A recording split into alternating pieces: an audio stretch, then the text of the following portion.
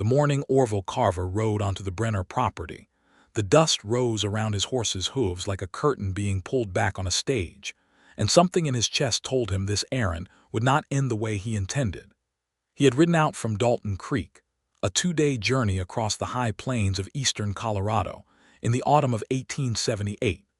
The grass had gone gold and stiff, the sky the particular shade of pale blue that meant the first frost was still weeks away, but coming all the same. He had a commission from his employer, a cattle broker named Edmund Foss, who operated out of Denver, and who did not bother making the long rides himself anymore. Orville's job was simple: locate the Brenner Ranch near the town of Harrow Flat, assess the remaining cattle, and make an offer. Edmund Foss had heard from a land agent that the Brenner widow was selling off her stock. Orville was 28 years old, broad across the shoulders, lean at the waist, with dark hair and green eyes the color of creek water in summer. He was not the kind of man who thought too much about himself, which was part of why he had taken this kind of work.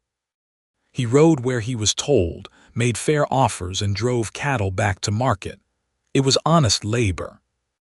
He had done it for 4 years and found it satisfying in the uncomplicated way that any work is satisfying when a man is good at it. He did not expect what he found at the Brenner Ranch. The gate was a simple affair: 2 cedar posts and a cross beam with the letter B branded into it. The lane beyond it was packed earth lined with a few scraggly cottonwoods that had managed to survive on whatever water moved underground. The barn was old but sound, painted red once and now faded to the color of dried brick.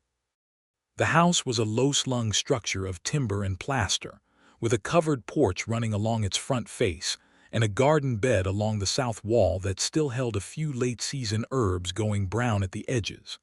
And standing at the fence of the main corral, with her arms crossed on the top rail and her eyes on the cattle inside, was Cora Brenner. Orville pulled his horse to a stop a respectful distance away and took off his hat. She had not turned to look at him yet, which gave him a moment he would later be embarrassed to admit he used to simply look at her. She was perhaps 25 or 26, with dark auburn hair pinned loosely at the back of her neck, several strands of it loose across her cheek in the breeze. She wore a plain work dress of dark blue wool and leather boots that had seen considerable use.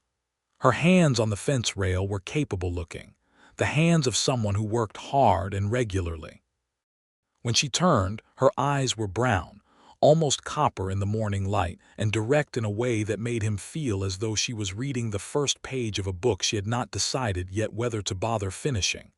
"You the man from Foss and Company?" she asked. Her voice was even, not unfriendly, but not warm either. "Yes, ma'am." Orville Carver. He swung down from the horse and walked toward her, hat in hand. "I hope the ride out wasn't too much of an imposition to arrange." "I sent the letter, Mr. Carver. I arranged it myself." She pushed off from the fence and offered her hand to shake, which surprised him slightly, though he recovered quickly and shook it firmly. "Cora Brenner, come and have a look at what I am selling." She turned back to the corral without further ceremony. He followed. Inside the corral were 18 head of cattle. They were a mixed bunch, some longhorns, some crossed with shorter-legged eastern breeds, all of them looking reasonably well fed for autumn. He studied them with the practiced eye of a man who had assessed hundreds of animals. 18 head, he said. 18, all healthy. The youngest is 2 years, the oldest is 9, but she is in fine condition. Cora gestured toward a broad-flanked cow near the water trough. "I have records of their ages and any treatments they received." "You kept records yourself?" She looked at him with those copper eyes. "My father kept records. I kept them after he passed, and I kept them after my husband passed too." The word husband landed quietly between them, and Orville had the good sense not to prod at it. "When did your husband pass?" he asked, because it was a relevant fact for the transaction. 14 months ago, she said. Fever. It took him in 3 days. She said it without flinching but without coldness either, as though it was a scar she had learned to live with and no longer needed to hide. "The ranch has been mine since then. I have managed it alone." Orville looked around the property again with new eyes. The fence line was repaired. The barn doors were on straight hinges. The water trough was freshly filled. He thought about what it meant to manage even this small an operation alone for 14 months. "You have done well," he said, and he meant it without flattery. She did not soften at the compliment, but she did not dismiss it either. "I have done what needed doing," she said. They walked the perimeter of the corral together, and she showed him the record book which she retrieved from the house. The pages were neat, the entries consistent. He noted the dates, the weights she had estimated, the small notations about the health of individual animals. It was the kind of record-keeping that most ranchers twice her experience did not manage so carefully. "I expected to offer you around $30 a head," he said, doing the math as he spoke. 18 head would put you at $540. That is a fair market price for this region this season. She was quiet for a moment, studying him. "It is a fair price," she said finally. "A low fair price, I think you know that." He looked at her. "I am authorized to go as high as 34 a head. Then I would ask for 32 and consider that the honest middle." He liked her immediately for that. She had not gone for the ceiling just because he had offered a floor. She had split it sensibly. 32 it is," he said. $576 for all 18. She put out her hand again and he shook it. "We have a deal, Mr. Carver. Please call me Orville." She studied him for just a moment, as if deciding whether she wanted to be on a first-name basis with a stranger. "All right, Orville." They went inside to write up the agreement, and she offered him coffee, which he accepted. The interior of the house was modest and clean, furnished with the practical things and a few personal ones. A framed piece of needlework above the fireplace that he guessed had been her mother's. A small shelf of books beside the window. A braided rug on the floorboards that had faded to soft shades of blue and green. She placed a mug in front of him and sat down across the table. Between them lay a clean sheet of paper and a pot of ink. He watched her write out the terms in a clear, deliberate hand. "Are you intending to drive them yourself?" she asked while she wrote. "I have a hand waiting for me in Harrow Flat. We plan to drive them back to Dalton Creek, then on to the stockyards in Denver from there." She nodded. She slid the paper toward him and he read it, confirmed the terms were as agreed, and signed his name below hers. "You should eat before you go," she said. "It is past midday. I have bread and dried venison." He should have said no. He had a hand waiting in town, a schedule to keep and cattle to drive. He had completed his errand neatly and efficiently, and the professional thing was to settle the cattle into a portable corral and get on the road before dark. "That is kind of you," he said instead. "Thank you." She produced the food from the larder with the efficiency of a woman who did not waste time on unnecessary flourish, and set a plate between them with mustard and pickled onions that she had clearly put up herself. He ate, and she did the same, and they talked. He learned that she had come to Colorado from Ohio as a girl of 12, following her father who had been seized by the Western fever that had taken hold of so many men in the years after the war. Her mother had died on the journey, of cholera at a river crossing in Kansas. Her father, Nathaniel Brenner, had pushed on because there was nothing left to go back to. He had built this ranch from raw ground and had done fairly well for a time. She had married Marcus Brenner, a distant cousin of her father's on the Brenner side, and she had kept the name simply because it was the name on the land deed, and it was less complicated that way.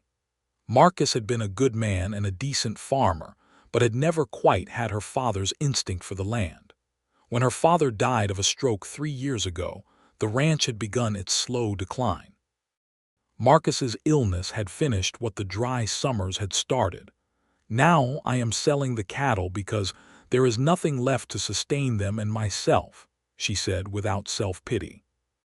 "I will take the money from this sale and pay off the last of what I owe to the grain merchant in town, and then I will have enough left over to start something smaller, maybe a kitchen garden and some hens. I can take in laundry if it comes to that." Orville looked at her over his coffee mug. He tried to find the words that were appropriate and found none. "Is there no family?" he asked. "None that would take me in without strings attached," she said. with a wry edge that told him the story of whatever strings those were without his needing to ask. He stayed longer than he should have. The bread was good, and the venison was well cured, and the conversation was the best he had enjoyed in months of riding from one ranch to another, making transactions with people who cared only for the price. She asked him about his work without condescension, and when he described the long drives and the rhythm of the trail, she listened with genuine interest. When he finally stood to leave, the sun was already tilting toward the western ridgeline, and the autumn light was turning golden and thick. "I should get the cattle sorted and start back toward town," he said. "I'll load them into the traveling pens in the morning." She walked with him to the corral. They stood at the fence again as the cattle moved slowly in the late afternoon warmth, and something happened that Orville could not entirely explain, even to himself. He stood there looking at those 18 animals, and he looked at the red barn, and he looked at the repaired fence, and he looked at the herbs drying on the porch, and he felt something lodge in his chest like a splinter. He thought about Cora Brenner alone on this property for 14 months. He thought about the record book with its careful entries. He thought about her voice, even and clear, when she said she had done what needed doing. He thought about her copper eyes when she said there was no family without strings. He did not look at her because he was afraid of what she might see in his face. "I will be back at first light," he said, and his voice came out steadier than he felt. "I'll have the gate ready," she said. He rode the 3 miles back to Harrow Flat in the dark, which he had not planned on and he barely noticed. His hired hand, a lanky young man of 22 named Denny Pollock, who had been waiting at the Harrow Flat boarding house since that morning, was sitting on the porch with his boots off when Orville arrived. "You were supposed to be back by noon," Denny said. "I was held up. Cattle trouble?" "No," said Orville. "Get some sleep. We ride out at dawn." He did not sleep well.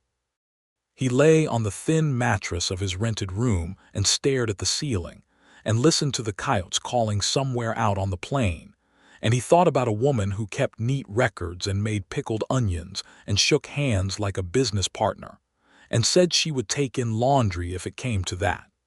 He was at the Brenner gate before the sky had fully lightened, which meant he had ridden out in the last of the dark. Denny had come with him, still yawning, with a coiled rope on his saddle and the portable cattle pens on a wagon behind them. Cora was already up.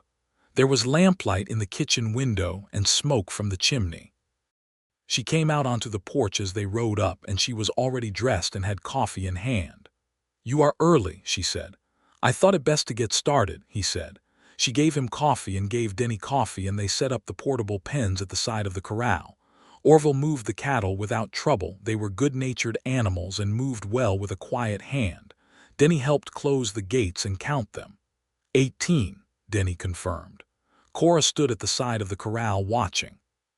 She had brought the contract from inside, and she held it folded in her hand. Orville could see her watching the cattle move into the pens with an expression that she was working hard to keep composed, and he understood that this was more than a business transaction to her. These animals had been her father's. They had been her livelihood. They were the last physical piece of something she had built her life around. He went to her. He did not know exactly why he did. He stood beside her at the fence, and they both looked at the penned cattle. "You can take some time if you need it," he said quietly, so Denny could not hear. She shook her head quickly. "No, it is decided.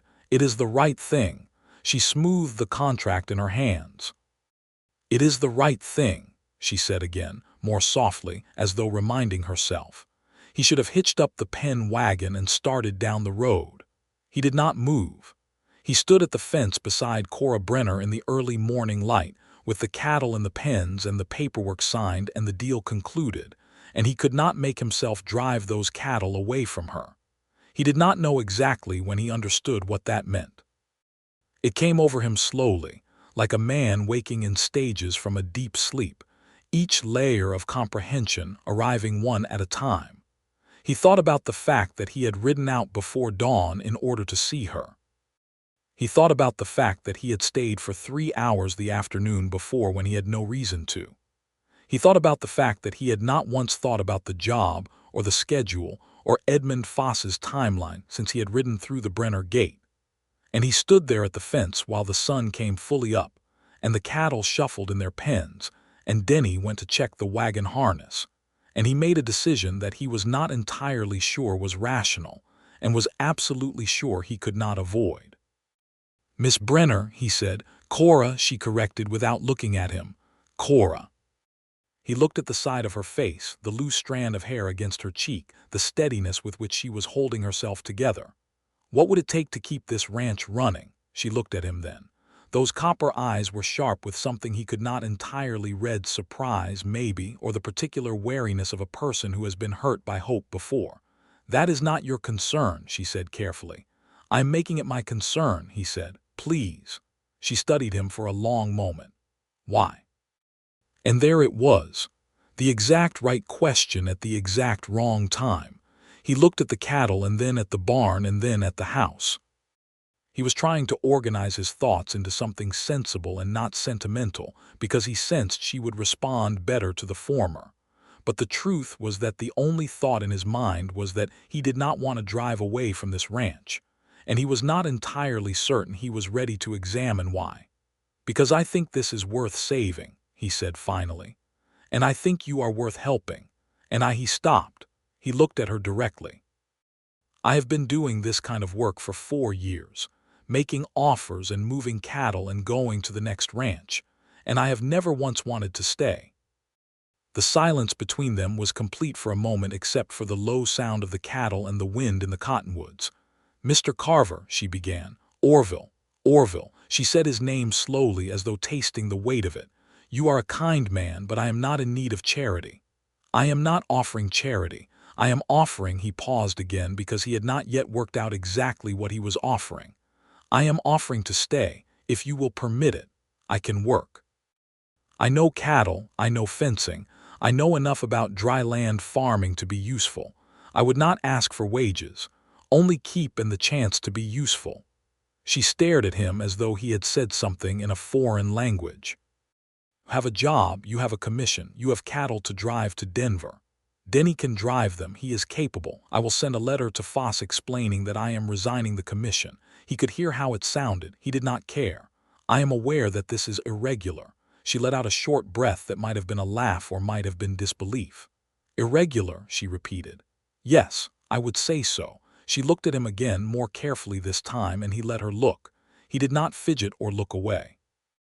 "You are serious," she said. "You are a grown man and you are serious about this." "I am perfectly serious." She was quiet for what felt like a long time. The sun was up fully now, warm and golden on the fence posts on the backs of the cattle on the side of her face. "You may stay for 2 weeks," she said at last, with a firmness that he understood was her way of giving herself an out, a way to try the thing without committing to it. "There is a cot in the barn. You will take your meals at the table as a working hand would. You will not expect anything from me that I have not offered." "I do not expect anything," he said, and he meant it. She nodded once briskly. "Then go tell your man to take the cattle." He went to Denny and explained the situation as plainly as he could, knowing that Denny would think he had lost his mind and being entirely willing to accept that assessment. He gave Denny his written instructions for Foss, the agreement with Cora, and enough cash from his own pocket to cover Denny's wages and board in Dalton Creek for 2 weeks. Denny took it all with the particular wide-eyed silence of a young man watching an older one do something he could not comprehend. "You are staying," Denny confirmed. "Yes, because of the woman. Because of the ranch," Orville said, and they both knew that was not entirely the truth. Denny hitched the wagon and loaded the pen gates and drove the cattle out through the Brenner gate in the growing morning light, and Orville stood with his hands in his pockets watching them go. He heard Cora come up beside him but did not look at her. "You could still call him back," she said. "I could," he agreed. They stood in silence for a moment. "Come and eat breakfast," she said. "You can start on the south fence after. The posts are rotting out at the corner." He smiled, though she had already turned away and did not see it. "Yes, ma'am." The first week was composed mostly of work. There was a tremendous amount of it. The fence posts along the south boundary were worse than she had described. with 4 of them rotted through at the base and needing full replacement. Orville rode into Harrow Flat on his 3rd day there and purchased cedar posts and the nails for the repairs, using his own money again. And when Cora came to the barn that evening and found the receipts on the workbench, she looked at them for a long moment without speaking. "You are not supposed to be spending your own money on this property," she said. "I had it to spend," he said, not looking up from the harness he was repairing. "That is not the point." "I know it isn't." He set down the harness and looked at her. "Consider it a loan if it sits better with you. A loan implies repayment. I am in no hurry." She stared at him for a moment with that assessing look of hers. The one that he was beginning to understand meant she was recalibrating her understanding of a situation. "You are a very strange man," she said finally. "I have been told," he said. She put the receipts in her record book, which he took to mean she had accepted them as a loan, and she brought him an extra blanket that evening because the nights were getting cold. She laid it on the cot in the barn without fanfare and went back to the house, and he lay under it that night looking at the barn rafters and feeling, in a way he had not felt in a very long time, that he was exactly where he was supposed to be. They fell into a routine that had the quality of something old and natural, which was strange considering they had known each other less than 2 weeks. He was up before her most mornings, had the horses fed and watered, and had coffee started on the barn stove by the time she came out. She made breakfast and called him in, and they ate and talked, and then they worked until dark. She was a good worker, methodical and efficient, without wasted motion. He watched her move through the tasks of the ranch with an economy of effort that spoke to years of experience, and he felt the particular pleasure of working alongside someone who matched his pace without needing to be told. They talked constantly during those working hours about the land, about what crops might do well in the dry conditions, about the cattle market and where it was going, about the small practical questions of the ranch. And between the practical conversations, other things crept in. Her childhood in Ohio, green and watery, so different from this high plain expanse. His own childhood in Missouri, on a small farm that had never quite recovered from the years of border warfare that the state had suffered. His father had been a quiet man who liked horses. Her father had been a loud man who liked arguments. "What kind of arguments?" he asked one afternoon. They were mending the east fence together, she holding the post steady while he packed dirt around its base. "The good kind," she said, with a warmth in her voice that told him her grief for her father was still close. He argued about ideas, about what was right and what was not. He believed that a person had no business staying quiet when something wrong was happening. She paused. He used to say that silence in the face of injustice was its own kind of lie. Orville thought about that. He sounds like a man worth knowing. He was. She let go of the post and tested its steadiness with both hands. He was one of the people who believed the Homestead Act would be the great equalizer, that any man, any family, could claim land and build a life. She looked out across the plain with a complicated expression. He never quite faced what it meant that the land they were offering belonged to people already living on it. Orville looked at her. It was not the kind of thing most people said aloud in 1878 on the Colorado plain. "My father did not talk about that," he said carefully. "Neither did mine for a long time. I think it was easier not to. But I saw a Cheyenne family camp near the creek south of town once, the winter after we arrived. A mother and her children. They looked at our house the way you might look at something that used to be yours." She picked up the fence wire and began working it through the staple. "I never forgot that look." He worked beside her in silence for a moment. "No," he said finally. "I don't suppose you would." There were things about the West that were not spoken of in polite company in Harrow Flat, or in any of the other small towns Orville had ridden through in 4 years. The dispossession of the tribes, the violence of the removal campaigns, the particular cruelty of a government that signed treaties and broke them with systematic efficiency. The Cheyenne and Arapaho had been pushed from Colorado more than a decade before, their reservation reduced again and again by federal order. What remained of their territory was dust and politics and grief. Orville had no speeches to make about it. He was not a political man. But he could sit with the weight of it, and he respected her for naming it. On the 10th day, a man rode onto the property that Cora clearly recognized and clearly did not want to see. His name was Porter Crane, and he was the land agent who had apparently informed Edmund Foss that Cora was selling her cattle. He was a broad, well-dressed man in his late 40s with a silver watch chain across his waistcoat and the particular manner of someone accustomed to being the most important person in any conversation. He rode up to the house where Cora was working in the garden and dismounted without being invited. "Mrs. Brenner," he said, in a tone that was friendly on the surface and something else underneath, "I hear you sold off your cattle." Cora straightened from the garden bed and looked at him without warmth. "That is correct, Mr. Crane." "Then I imagine you are ready to consider my offer for the land." "I have not changed my position on the land, Mr. Crane." "Now, Mrs. Brenner, be reasonable. You have no cattle left, your well is running lower every season, and you are a woman alone on 22 acres of dry land plain. My offer is generous." Orville had come around the side of the barn during this exchange and now stood visible behind the fence. He did not approach. He waited to see whether Cora wanted him to. She looked at him once briefly, and something passed between them that was not quite a signal and not quite a question, more like the recognition that he was there and that his being there was her choice to use or not. She looked back at Crane. "I am not a woman alone, Mr. Crane," she said calmly. "I have a working hand, and I have no intention of selling this land. My father built this property, and I intend to keep it." Crane's eyes went to Orville and narrowed. "And who would that be?" "My name is Orville Carver," Orville said, from his position by the fence. Crane studied him for a moment, taking in the competent, direct quality of him, and apparently decided that direct confrontation was not his preferred method. He turned back to Cora with an expression of long-suffering patience. "My offer stands, Mrs. Brenner.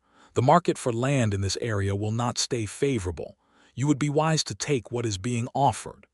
"I will take note of your continued interest," she said. "Good day, Mr. Crane."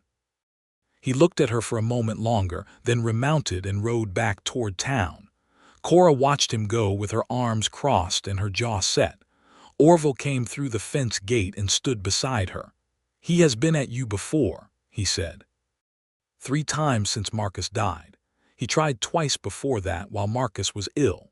She uncrossed her arms and turned back to her garden. "He represents a land company out of Denver that has been buying up small holdings in this valley. They want to consolidate for a larger cattle operation." She pulled a weed with controlled force. "They have been buying out families who cannot pay their water fees and their grain debts. Our neighbors to the east, the Holt family, sold out to him in June. The family on the north boundary left in August. He could try legal pressure," Orville said, "if there is any debt attached to the property." She was quiet for a moment. "There is still the note on the barn repairs from 2 summers ago, $40. The bank in Harrow Flat holds it." She looked at him sideways. "Before you say anything, I know, it is something I need to address. With the cattle money, after I pay the grain merchant, I will have around $400. Paying the barn note leaves me with $360. That will sustain me for a winter if I am careful. After that," she pressed her lips together. Orville looked at the property around them. He had been here 10 days, and he could already see, with a practical cattleman's eye, what it could be if it had a season or 2 of good work and a small herd. The grass along the creek was better than average. The barn was solid. The land was not played out. "I have been thinking," he said carefully, "about what could be done here." She looked at him. "I have savings, not enormous, but 4 years of fair wages with few expenses. I could invest in 6 or 8 breeding cattle, start a small herd again. With the fencing repaired and the well maintained, this property could sustain that. In 2 years you would be turning profit." She put down her trowel and looked at him with an expression that was absolutely unreadable. "Why would you invest your savings in my land?" He had known this question was coming, and he had been thinking about how to answer it honestly without frightening her. "Because I want to be here," he said. Because I think there is something worth building here, and I think he stopped. He started again. Cora, I'm going to say something plainly because I think you prefer plain speech to decoration. She waited, her eyes steady on his. I have not thought about leaving since the morning I stood at this fence and watched Denny drive those cattle away. I have not wanted to leave. And I know that I have been here 10 days, and that is not a great deal of time on which to build anything. But I have worked beside you and eaten with you and listened to you talk, and he looked at the ground for a moment, then back at her. I would like to stay, not as a hired hand, not as an investor. I would like to stay and build something with you if you would consider the idea. The silence that followed was long enough that he began to think he had made a serious error. Cora looked at the garden. She looked at the barn. She looked at the house where she had lived for 13 years, where her father had cooked dinner on winter evenings, and where her husband had been ill, and where she had slept alone for 14 months. Then she looked at Orville Carver. You are asking me something considerable, she said. I am. You have known me 10 days. I am aware. A week ago you were a stranger riding onto my land to buy my cattle. Also true. She studied him for a long moment, that assessing look, but this time it was deeper, searching for something specific. Whatever she found seemed to partly satisfy her because some of the tension in her posture eased slightly. I need time, she said. Take all the time you want, he said. I am not going anywhere. She picked up her trowel again. There is a split in the fence rail on the west boundary, she said, by way of dismissal. If you are going to be useful, you might attend to that before supper. He felt something move through him that was warm and unguarded and made him briefly afraid of itself. He went to attend to the fence rail. That evening at supper she asked him more questions than usual. She asked about his family, about his plans before he had ridden onto her property, about what he believed a marriage should be. The last question she asked with her eyes on her plate, as though she had not meant to ask it quite that directly. Equal, he said. A partnership, both people pulling their weight and respecting the weight the other pulls. He paused. My mother ran the farm every summer while my father drove cattle to market. When he came back, he talked about it like she had been keeping the fire lit while he was away, as if the harder work was his. She never argued with him about it, but I could see that it sat poorly with her. He looked at his coffee. I think she deserved better than that. And I believe that a woman who keeps her own records and repairs her own fences and holds her own property for 14 months has earned the right to be treated as an equal partner in whatever comes next. When he looked up, Cora was looking at him with an expression he had not seen from her before. It was not the assessing look or the composed look. It was something more open, more unguarded. She looked back down at her plate. Eat your supper, she said, but her voice was softer than usual. He ate his supper and thought that he might be the happiest he had ever been. Over the following days, something changed in the quality of the air between them. It was subtle, the way weather changes subtly before a shift, the pressure altering before the wind turns. She laughed more readily, a dry, quick laugh that he found himself doing things specifically to earn. She stopped qualifying her speech around him, stopped adding the careful distance she had maintained at first. She asked his opinion on things that were not strictly practical. One morning he woke before dawn to find her sitting on the porch in the cold with a lantern and her father's old journal open in her lap. He had come out to check on one of the horses and had nearly walked past her in the dark before he saw the lamp. You could not sleep, he said softly. I sleep fine, she said. I just sometimes like to read in the quiet before the day starts. He sat on the porch step without asking permission. She did not object. He looked at the stars, which were extraordinary out here on the plain where there was no town light to bleach them out. What does he write about? Orville asked, meaning the journal. Everything, the journey from Ohio, the first year's building, arguments he had with himself about whether he had made a terrible mistake bringing a child into this. She ran a finger along the page. He was harder on himself than he needed to be. He gave me a good life here. It was rough and it was lonely sometimes, but it was real. She closed the journal and held it in both hands. I miss him every day. That is a good kind of grief, he said. The kind that means someone mattered, She looked at the stars. "What do you miss?" she asked. "From before you started doing this work." He thought about it honestly. "Roots," he said. "Not any particular place, just the feeling that somewhere was mine, that somewhere I had built something that would still be there in 10 years. She was quiet for a moment. Then she said, "You could have that here." It was said quietly, and she did not look at him when she said it, but it was said. He felt it settle in him like a stone dropping into still water, the ripples going outward. "I know," he said softly. They sat in the cold for another half-hour without speaking, and it was the most comfortable silence he had ever sat in. The end of the 2-week period came and went without either of them mentioning it. 3 weeks became a month. A month became 6 weeks. Orville rode into Harrow Flat and formally wrote a letter of resignation to Edmund Foss, who sent back a terse note saying he was wasting himself and was a fool, which Orville folded neatly and used to start the next morning's cook fire. He also, in Harrow Flat, went to the bank and quietly paid off the $40 barn note in Cora's name, which he then produced at dinner that evening with the bank's receipt. She stared at it. "That was my debt to settle," she said. "It was settled," he agreed.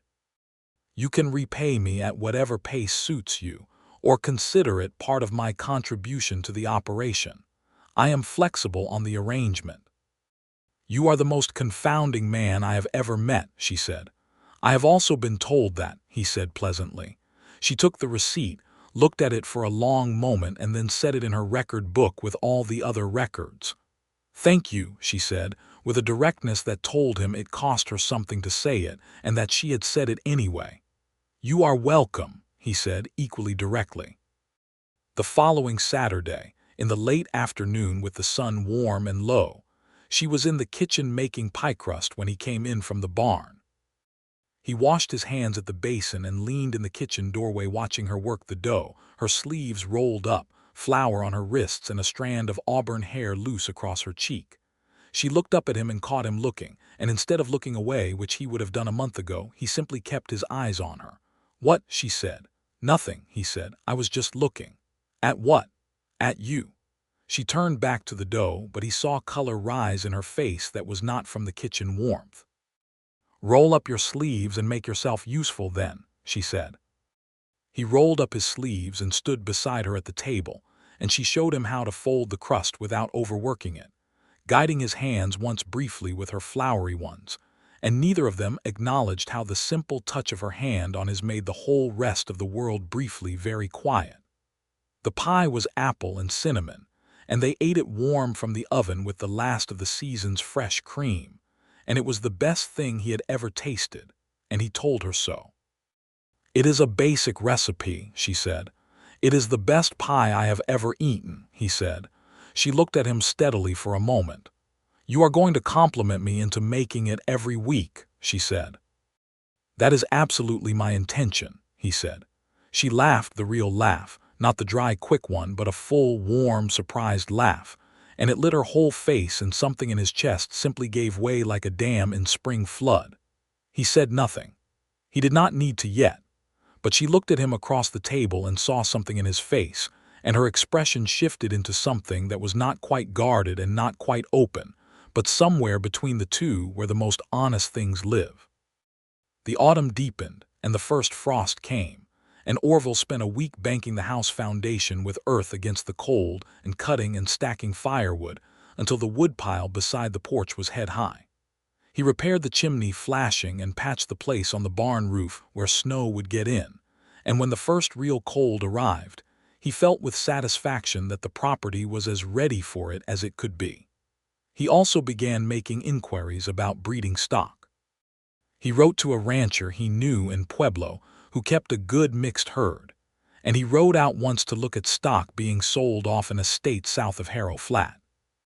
He reported his findings to Cora in the evenings with maps and price figures, and she listened and asked sharp questions and offered her own assessments, and together they worked out what a small herd would look like and what it would need, and when it might turn a profit. It was one of these evenings, with the first snow of winter tapping against the kitchen window, that she finally said something neither of them had yet said plainly. She was looking at the papers spread across the table between them, the figures for 5 breeding cows and a good bull, the hay cost for winter, the estimated calf crop in spring. "This would work," she said quietly. "This could actually work." "I think so," he said. "If you are here for it," she said. He looked at her. She was still looking at the papers. "I am here for it," he said. "Orville," she finally looked up. "I am not a woman who says things she does not mean, and I am not a woman who makes decisions carelessly. I need you to know that." "I know it," he said. "I am." She paused. She collected herself. "I find that I am very glad you stayed," she said. "I find that I would not want you to leave." She said it with her chin level and her eyes direct, and only the faintest tremble at the edge of the words that told him what it had cost her to say them. He reached across the table and covered her hand with his. He did it slowly, giving her every opportunity to move away if she chose. She did not move away. "I am not going anywhere," he said. "I have told you that. I mean it more now than when I first said it." She looked down at his hand on hers, then up at his face. "I know you do," she said, and the composure in her voice was softer now, more porous, the way stone looks in the rain. "I believe you." He turned his hand under hers so their fingers were interlaced, warm on the table between the papers. They sat like that for a long moment with the snow outside and the fire inside, and everything that needed to be said already somehow having been said. "Are you going to ask me a formal question at some point," she said very quietly, "or shall I assume you are simply going to take up residence in my barn for the rest of your natural life?" He laughed, which surprised him. "I was building to it," he said. "I had a whole speech." "I don't need a speech," she said. "I need an honest question." He squeezed her hand. He looked at her directly. "Cora Brenner, will you marry me?" She looked at him for a moment, and he could see the last of the careful distance in her eyes go, like fog burning off in the morning sun. "Yes," she said. "I will." He leaned across the papers and kissed her gently, and she kissed him back with a warmth that made the small kitchen feel very large and the winter outside very far away. They were married in Harrow Flat in the 3rd week of November 1878, at the small Methodist church near the grain merchant's store. The ceremony was performed by the town's minister, a soft-spoken man named Reverend Almquist, who had married and buried more people than he could count, and who brought to both ceremonies an equal and comforting solemnity. There were not many guests. Cora had few social connections in Harrow Flat. She had been too busy surviving to cultivate them. But the grain merchant, a decent man named Theodore Hay, who had extended her credit with patience and had never once been unkind about the debt, came with his wife and brought flowers from their kitchen garden. The woman at the boarding house where Denny had once stayed, a widow named Mrs. Lund, came because she had heard about the marriage and liked the look of Cora whenever she came through town. Orville had no one from his own life to bring, which was a fact he contemplated with some clarity as he stood at the front of the small church. 4 years of solitary work had left him without close associations. He had acquaintances at every cattle yard between Kansas City and Denver, but not one of them knew him well enough to stand beside him on a significant occasion. He was not entirely at peace with that fact, and he filed it away as something to remedy. Cora wore a dress of deep green wool that she had altered herself from one of the dresses in her trunk, and she had done something particular with her hair that made it look like firelight on copper. And when she came down the aisle of that small church toward him, he could feel his heart doing something embarrassingly large against his ribs. She looked at him when she reached him and said quietly enough that only he could hear, "You look terrified." "I look thrilled," he corrected. "You look both," she said, and smiled at him, and it was the smile he had been working toward since the first morning he had stood at the fence, and it was entirely worth everything it had cost. They spoke their vows with steadiness and sincerity, and when the Reverend said Orville could kiss his bride, he kissed her with a gentleness that he hoped conveyed everything he had not yet found words for, and she put one hand briefly against his cheek as he did, and Theodore Hay's wife cried quietly in the 3rd pew.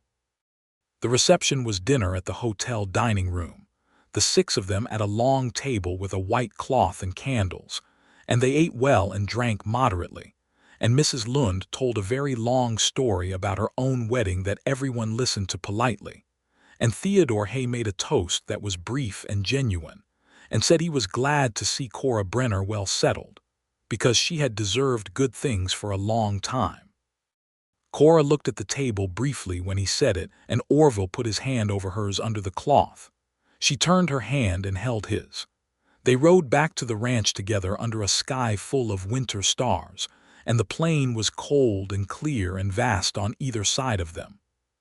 The horses moved quietly through the dark. Cora rode close enough that their sleeves sometimes brushed. "How does it feel?" he asked. She thought about it. "Like something being put right," she said. "Like a door opening that I had not expected to find." "Good or frightening?" "Both," she said, which echoed what she had said to him in the church and made him smile in the dark. "Mostly good." He reached over and took her hand as they rode, two people on horseback in the dark Colorado plain, and they rode the rest of the way home like that, hand in hand under the stars, and it felt like the most natural thing in the world. The winter that followed was hard, as Colorado winters were. The snow came in early December and came in earnest, and the temperature dropped to the kind of cold that made the well mechanism stiffen, and the horse's breath hang in clouds inside the barn.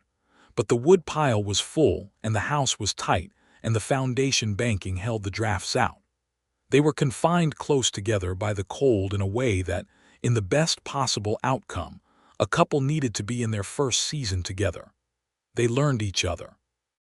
They had the kind of arguments that healthy people who are honest with each other have about the best way to manage the hay stores, about whether to write to the Pueblo rancher about the breeding stock now or wait for spring, about whether the barn needed new planking before the cattle came.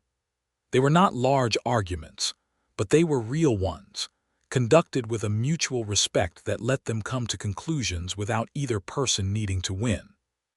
He discovered that she had a singing voice, low and accurate, nothing showy, that she employed when she thought she was alone, and that she was embarrassed when he told her he liked to hear it. He discovered that she had read more widely than he had expected, that she was interested in the questions of the day about land law and water rights, and the future of the Western Territory, that she could discuss these things with intelligence and nuance.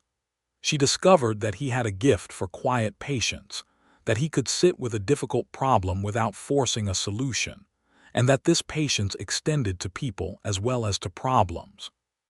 She discovered that he wrote in a journal occasionally, which surprised her, and that his handwriting was smaller and neater than she would have expected.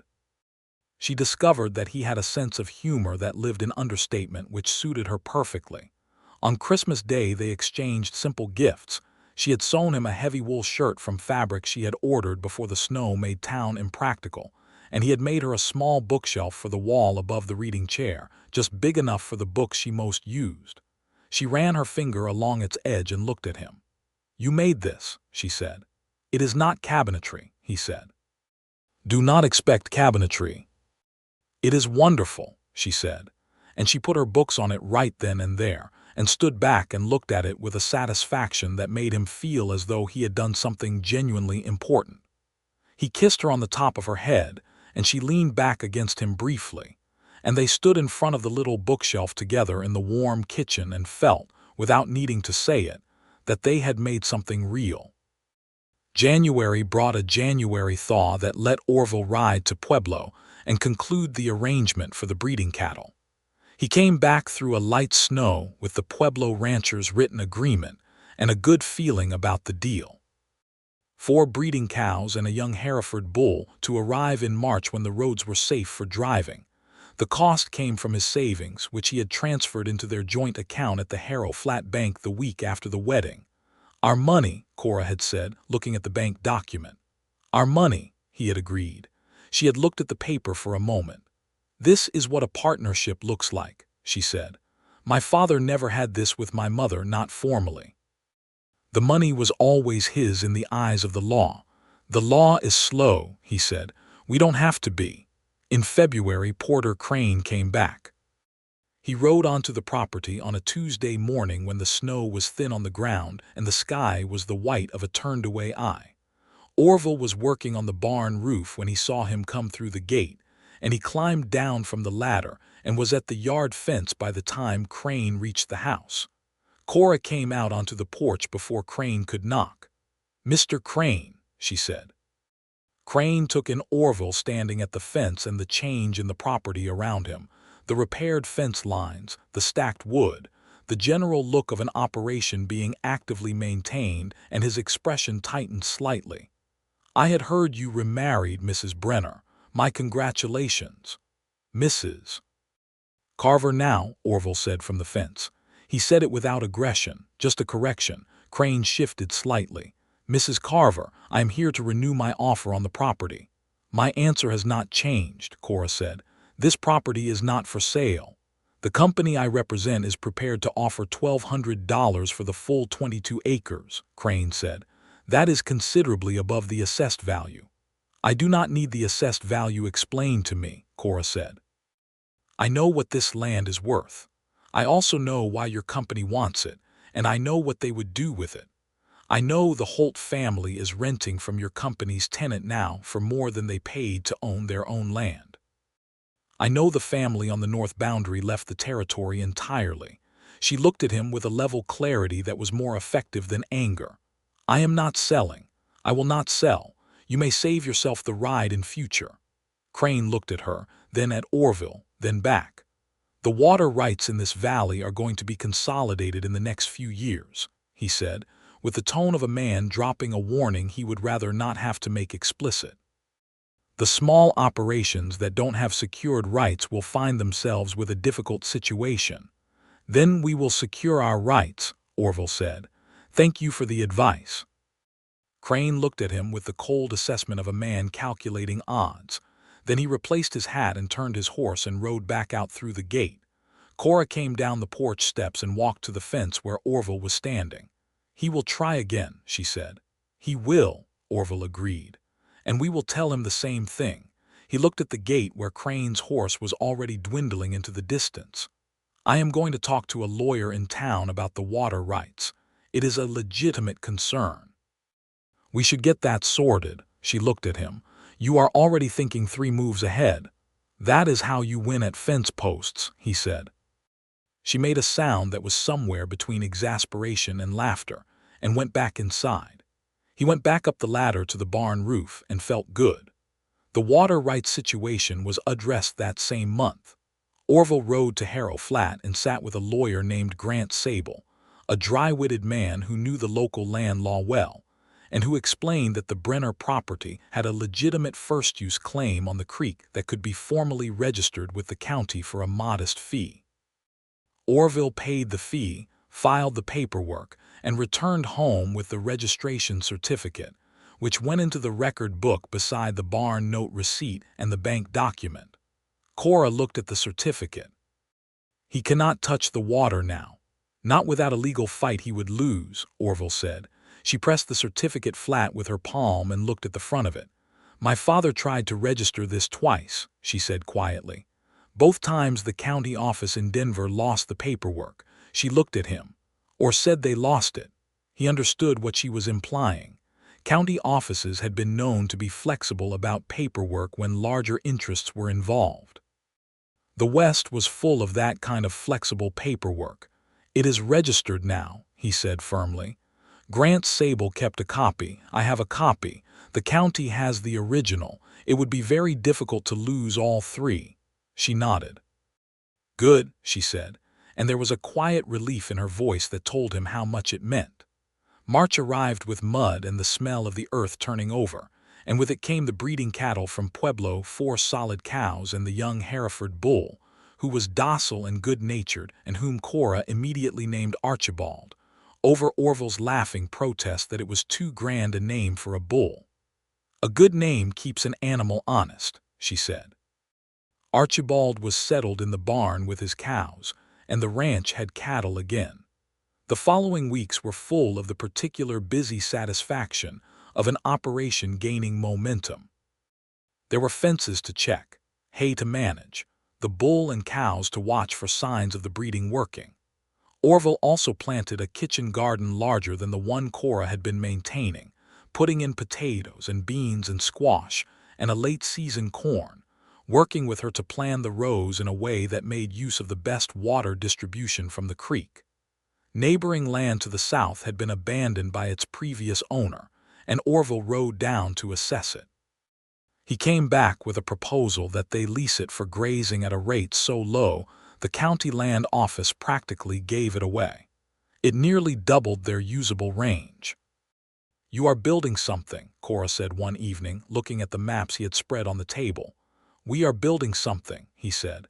She looked at the maps, then at him. "I believe you now, you know.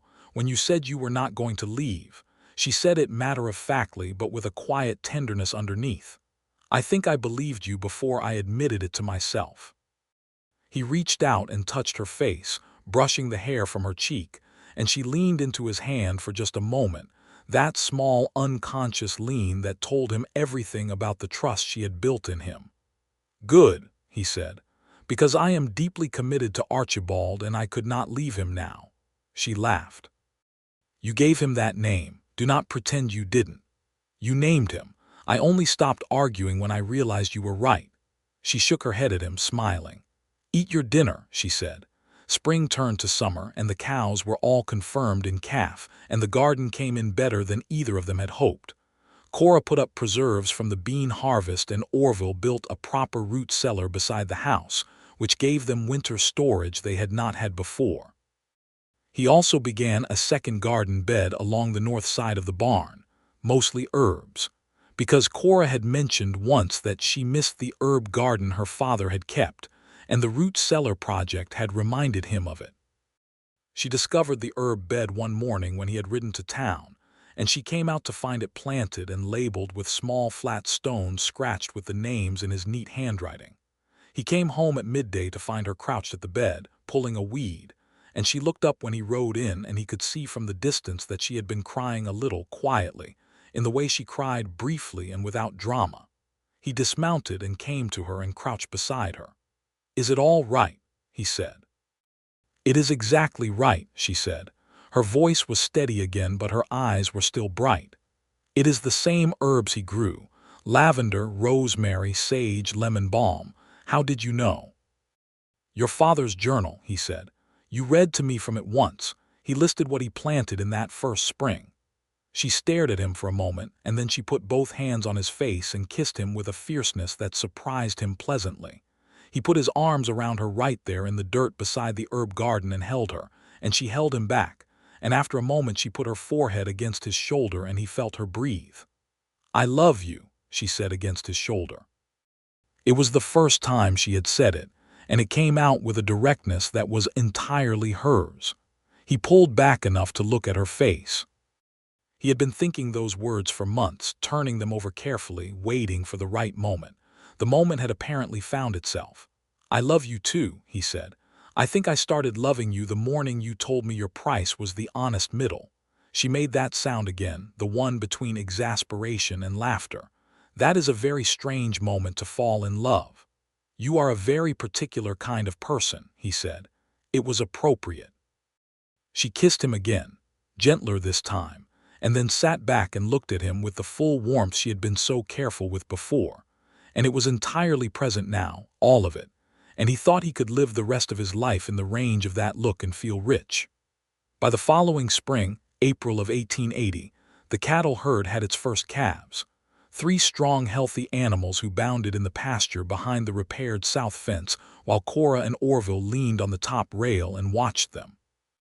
They had 12 cattle now, counting the calves, and the summer would bring the second round of calving. The kitchen garden had gone into its second year with the improvements of the first year behind it. The root cellar was full, and Cora was expecting their first child. She had told him on a February evening, sitting across the table after supper, as straightforwardly as she told him everything. "I believe I am going to have a child," she said.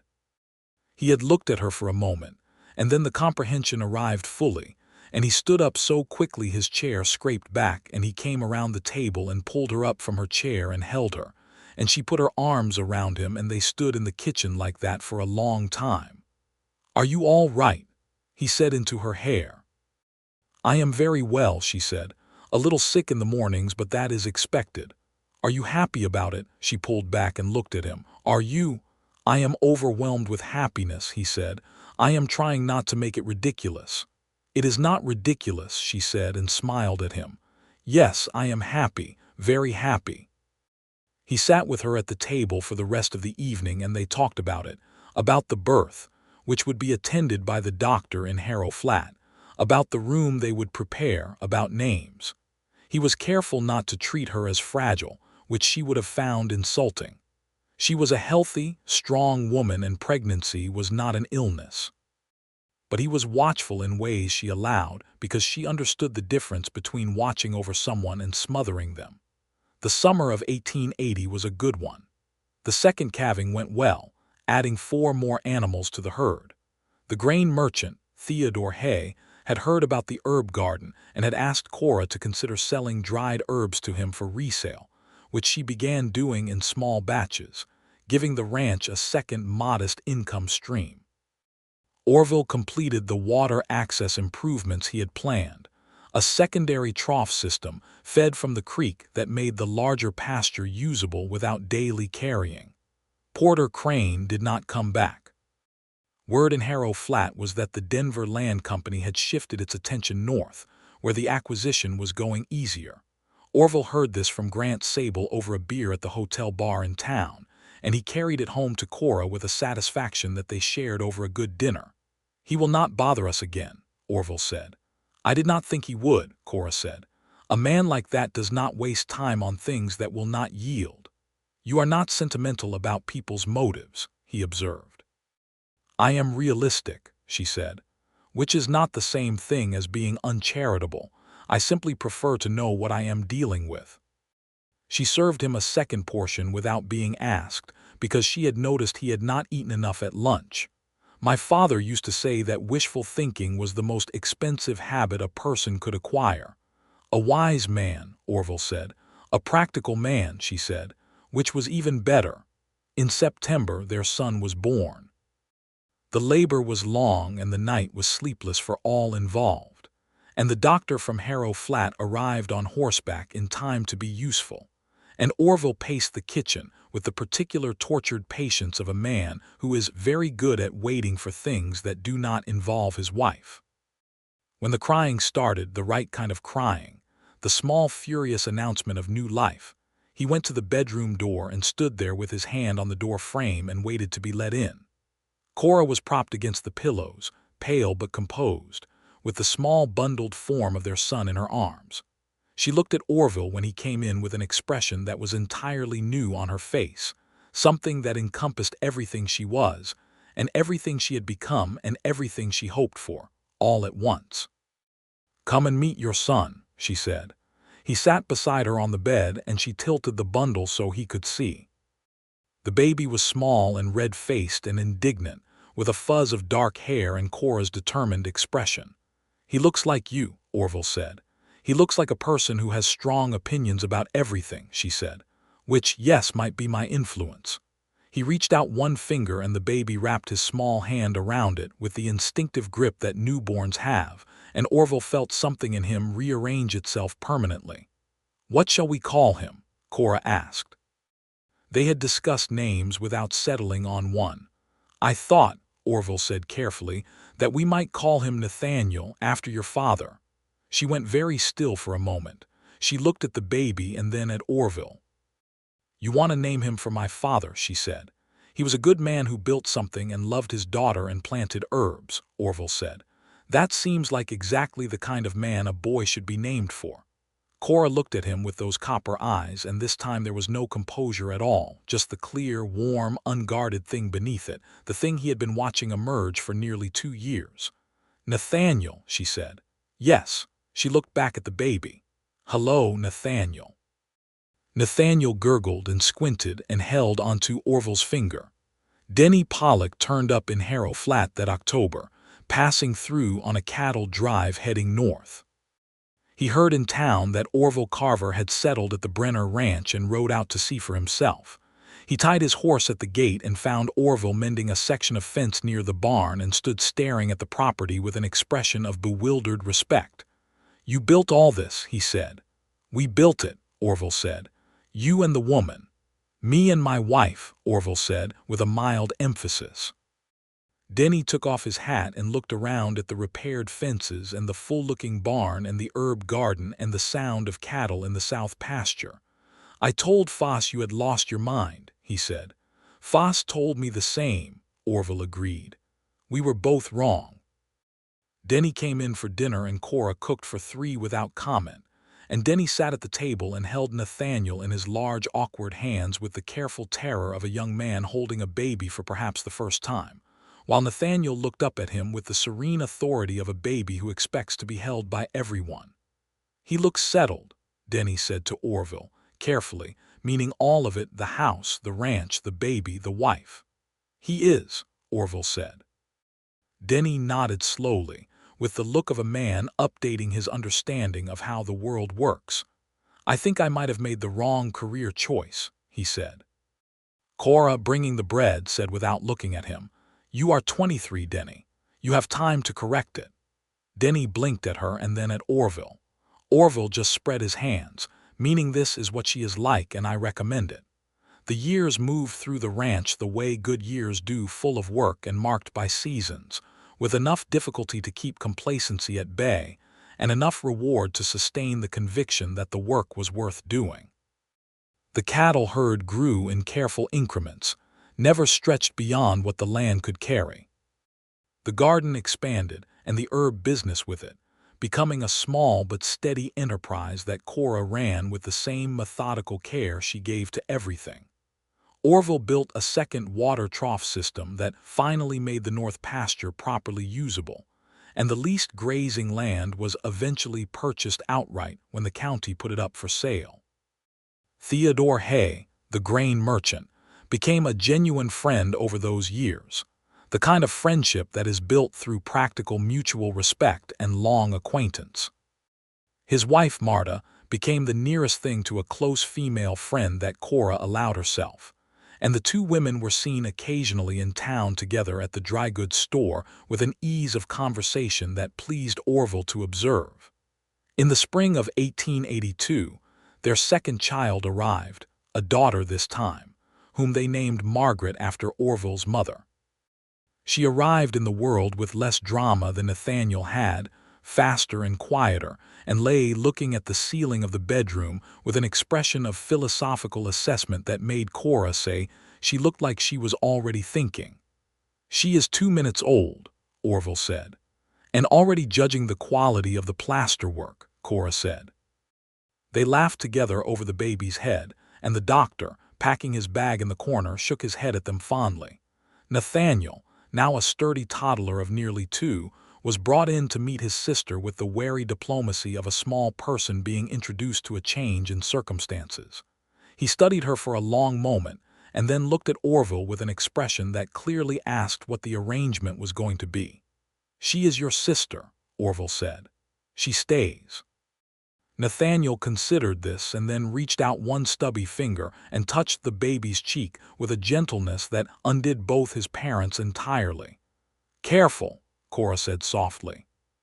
Nathaniel looked at his mother and then at his father and then at the baby, and appeared to decide that she was acceptable. The ranch became, over those years, something that Cora's father would have recognized as what he had set out to build: not large, not showy, but real and solid and sustained. The south fence no longer rotted. The well held through the dry seasons.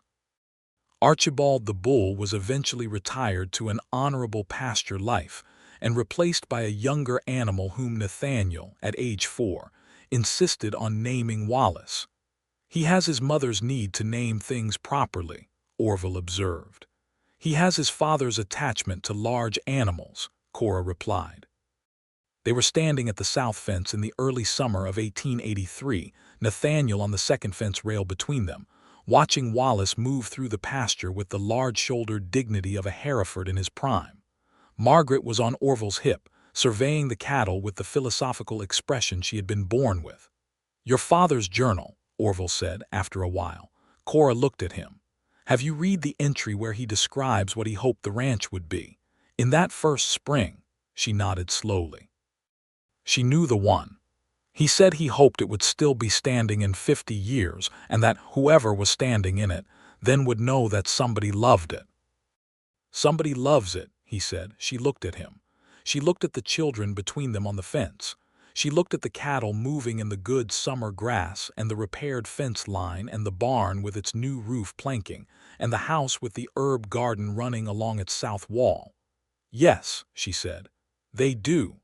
He reached past Nathaniel and took her hand on the fence rail. She turned her palm up and held his, and the four of them stood in the summer morning with the ranch around them, and the sky overhead enormous and pale and bright. Orville thought about the morning he had ridden up the lane with dust around his horse's hooves and a simple business errand in his pocket, and how different the world had looked from the back of that horse than it looked now. He thought about Cora at the fence, her arms crossed, looking at her cattle with an expression she was working to keep composed. He thought about standing at the fence with the cattle in the pens and the paperwork signed, and the feeling that had lodged in his chest like a splinter. He thought about Denny driving those cattle away down the lane while he stood and watched, and knowing with every mile that the cattle disappeared that something else was staying behind. That he was staying behind. He had come to buy cattle and he had stayed for everything.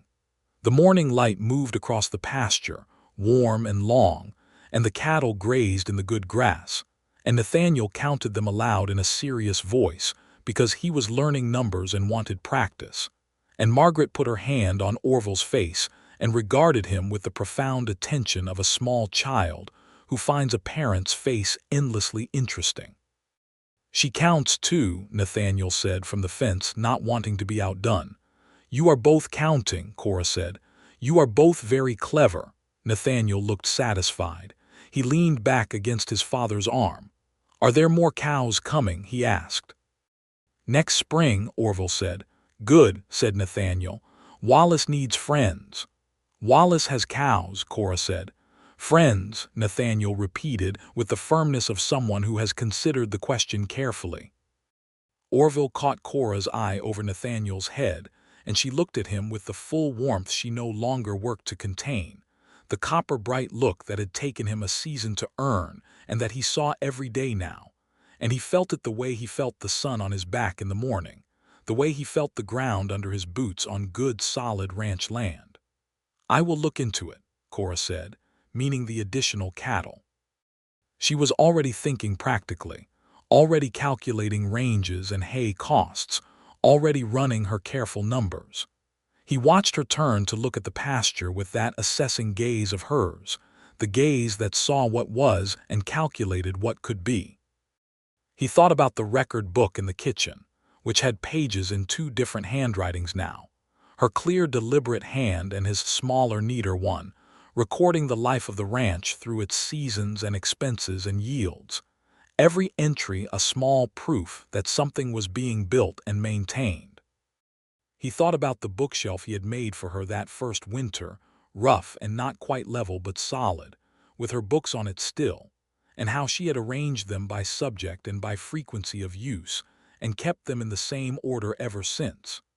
He thought about pickled onions and apple pie and herb gardens, and the sound of her singing in the kitchen when she thought no one could hear.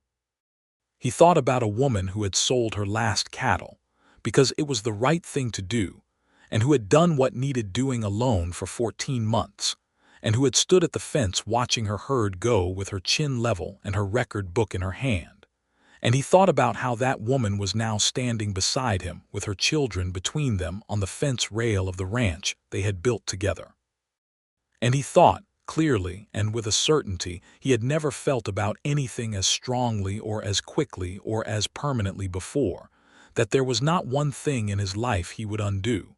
Not the commission from Edmund Foss, not the long ride from Dalton Creek, not the morning he had arrived and taken off his hat and looked at a woman who had not yet decided whether to bother finishing the first page of him, not the afternoon of bread and dried venison and an honesty he had not expected to find on a business errand, not the morning he had stood at the fence and felt something lodge in his chest like a splinter. Not Denny driving those 18 cattle down the lane while Orville stood watching and knowing with an absolute unreasonable certainty that he was not going to follow. "You are very quiet," Cora said. He looked at her. "I was thinking." "About what?" "About the day I got here," he said. "About the cattle." She understood him immediately because she always understood him. "I was terrified that morning," she said. "Not of the sale, of what came after it." She looked at the pasture. 14 months of managing alone teaches you to manage alone very well, but it also teaches you how alone it is. "You would have been all right," he said. "Even without me, you would have managed." "I know I would have," she said, with the matter-of-fact calm that was so entirely herself. "But managing and thriving are not the same thing." She glanced at him sideways. "I think you know that too." He squeezed her hand. "I do," he said. Nathaniel had finished counting the cattle, 17, he announced, counting Wallace twice by mistake, and was now conducting a serious examination of a beetle that had appeared on the fence post. Margaret had fallen asleep against Orville's shoulder in the warm morning, with the instant completeness of small children who find the world comfortable enough to rest in. Cora watched them both for a moment, her expression containing the particular combination of love and practicality that was the signature of how she held the things that mattered most to her. She did not gush. She did not dramatize. She simply looked at her children and her land and her husband with the steady depth of a woman who knows exactly what she has and has decided it is good. "We should get the hay order in before the end of the week," she said. "I will ride to town Thursday," he said, "and check on the calf in the east corner. She seemed restless yesterday. I will check her this afternoon." And she paused. "Thank you," she said unexpectedly. He looked at her. For not driving those cattle away," she said. He looked at her for a long moment in the summer light, and she looked back at him, and between them was everything that had been built over the years since a dusty morning when he had ridden through a gate and found a woman at a fence and felt something change that he could not name and could not undo. "I could not have," he said simply. "I tried to make myself do it. I had every practical reason." "But," she said. He smiled at her. "But there you were," he said. She looked away, but he saw the smile she was trying to moderate into something less obvious, the full, warm one that she had been so careful with at first, and that came so easily now. "There I was," she said. "In the dirt mending a garden, keeping your father's ranch alive with your bare hands and your record book," he said. She made the sound between exasperation and laughter. "You are going to make it very grand." "It was very grand," he said. "You simply did not notice from the inside." She looked at him. "I notice everything," she said. "I know you do," he said. "It is one of my favorite things about you."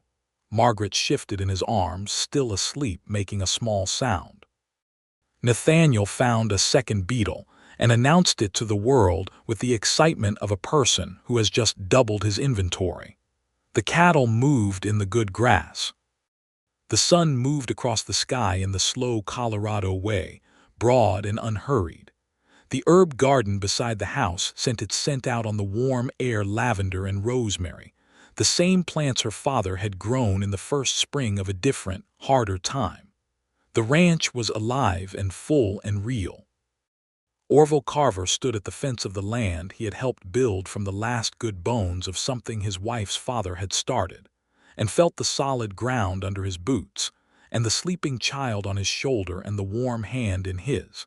And he thought that some errands, when they go wrong in exactly the right way, lead you straight to the only place you were ever meant to arrive.